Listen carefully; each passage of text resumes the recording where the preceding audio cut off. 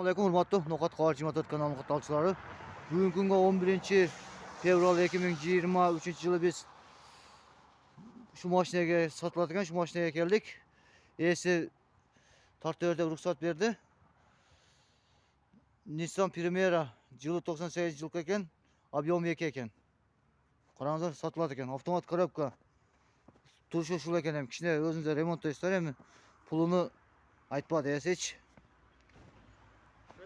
Kayılsanızlar болады. Kelişim bağda eken. Esin numarini жазып koyuyoruz. Baylanışta 2 numarini tek жазып koyamın. Şu maşine içi жақсы. İçinden ko'rsatib qo'y deseniz ko'rsatib qo'yamiz hozirchi. Daryaga bel aylanib o'tib Qayrag'och aylığında. Yo'lning bo'yida turadi şu mashinachi. Alsangizlar bo'ladi. Qarangizlar.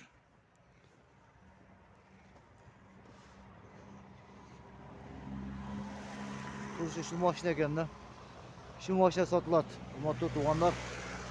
Nokat Qahar 24 kanal deseniz sal arzonroq tushib berishi mumkin. Telefon nomerini yozib bersin. Baylanışasizlar. Assalomu alaykum rahmatullohi va barakatuh. Ko'rishyapti, yo'lingizlar omon bo'lingizlar.